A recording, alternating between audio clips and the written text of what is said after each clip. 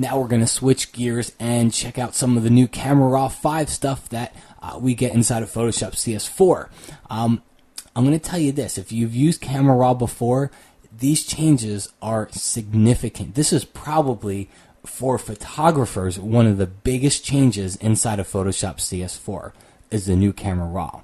All right, I'm inside Bridge, which if I just double click on a RAW file, it's going to open it up inside of Camera Raw. If you're in Photoshop, you can just go to File, Open, and you can open a RAW file, and it's going to launch this Camera Raw 5.0 window.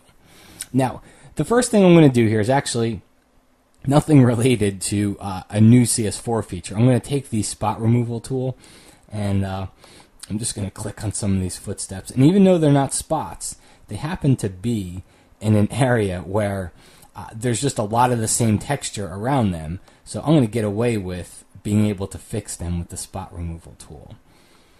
Alright, let's come into that guy. We don't have to make that one so big, so we'll drop the radius down a little bit. Alright, and let's click off on the magnifying glass, and you got to admit it did a pretty darn good job of fixing those footprints in the sand over there. But that was just kind of because they were annoying me, and oh, there's one more that's annoying me. This little guy right here, so I'm going to click on him and get rid of him, and you can always click on these circles and you can just kind of decrease their size. Alright, so now let's get to one of the stars of Camera Raw 5, and that is this graduated filter. This photo is really a perfect example because, frankly, I think the foreground's a little bit underexposed. I want to see it just a little bit brighter. So I would come over here to my exposure slider and start to raise this up.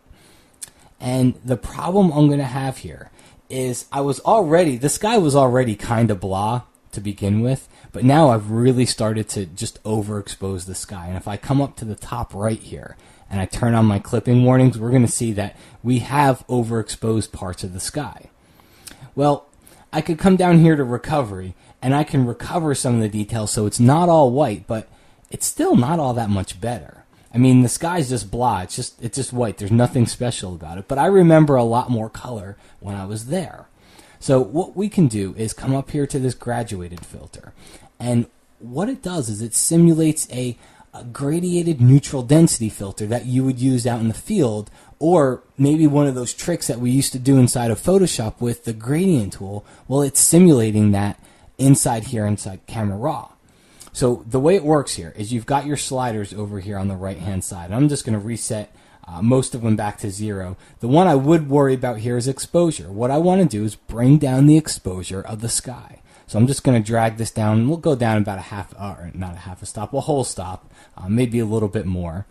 All right. So I'm saying that whatever I click and drag on, I'm going to decrease that area by about a stop, a little bit more. Whatever you have this set to, this exposure setting. And when I click and drag, it's basically like creating a gradient. It starts strong at the top, and then it gradiates down to nothing, and it gives you a very smooth transition. And you can always come back in here, and you can bring any of these points down or upward, which is basically you're kind of compressing the gradient this way, and you're going to have a harsher edge right in the middle. You can almost see it inside the water here. Or you can bring this up, and what you're doing is just giving yourself a smoother gradient. Okay? Now, it's probably still a little bit too late, so I might take my exposure down, and you can edit these things after the fact. So I'm going to take my exposure down. We'll go to about -2 stops here.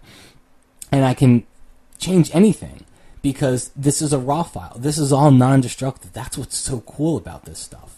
Now, you've got some other settings in here: brightness, contrast, saturation, clarity, sharpness. So they've gone further than what people wanted. People really wanted a way to just bring back a blown out sky, but you can do other things like increase the saturation of the sky just by cranking up that saturation slider.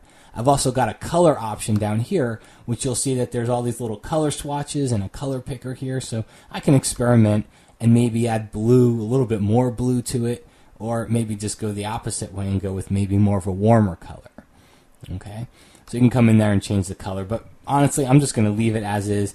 Let's take a look at the preview, before and then after. That's a pretty significant change, and the best part about it is that once I click off of the graduated filter and I click on another tool, I can come over here and I can continue to start to develop my photo. All right, I can do other things. I can increase the exposure more if I wanted to. I can bring up the fill light. I can do other things to this photo, okay? And if I decide that I want to go and I want to change what I did to the sky, just click on your graduated filter. It's going to show you these little dots. All you got to do is just click on it. It makes it active again, and then you can come over here and you can start changing the sliders and manipulating the sliders and changing the whole effect. Now when you're done, just come to the bottom, and it's kind of cut off a little bit. I'll see if I can scroll up just a, I can't get there, but if you just look right below my cursor right here, there's a button that says done. I'm going to click on done, okay, and take a look back over in Bridge, and you'll see it's going to update the thumbnail here. So I've made a change to the photo, but I'm going to double click it again. It's going to reopen this photo inside of Camera Raw, and you'll see here that those changes are still there. So I could come over here, I could click on it, and I could just clear, and that's going to get rid of it, and it's basically taking me right back to my original photo. All right, so that's just kind of a peek at some of the new stuff here. The next couple videos are going to blow your mind, because not only do you get the ability to do something like this to the sky in a gradient type of a fashion, but we've actually got tools inside of Camera Raw 5 that will let us do the same types of changes with a brush, and it's still always going to be on the raw file, still always non-destructive.